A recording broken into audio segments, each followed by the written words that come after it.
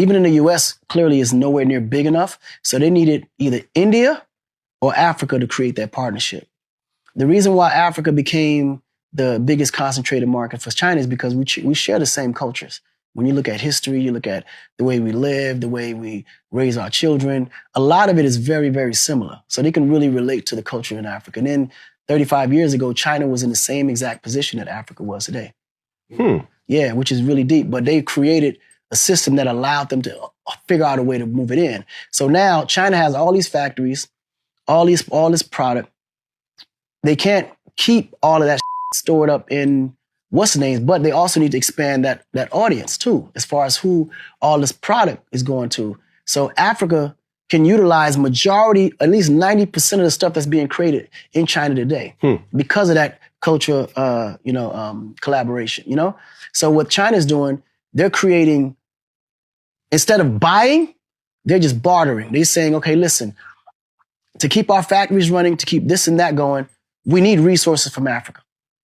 We can't live without the resources. But in return, we want to be able to build infrastructure, you know, schools, roundabouts, bridges, and things of this nature. So that serves two purposes for Africa and for China, mainly. One, it gives China the distribution routes that they need to be able to create, you know, opportunity to sell more goods, distribute more goods, ship out more goods to a brand new audience. And two, it gives Africans the infrastructure that they need to be able to just set up a basic economy to gain enough revenue to even be able to afford that stuff. So it's a win-win situation when you look at it. Right. And people are like, this is Akon is just being used and he's just China's trying to take over and giving them loans and whatever else. He said, not so. And he knows what he's talking about. Right. Now, it is true. China is using Akon. And rightfully so. The right person to get something that needed to be done. Right.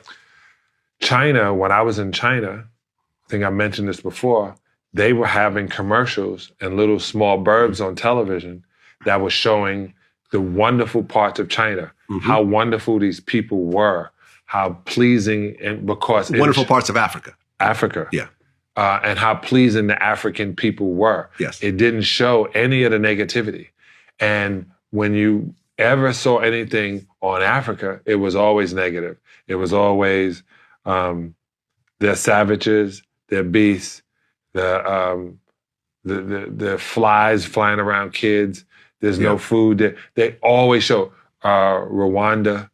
They always showed all of that, but they don't show that somebody's coming in and saying,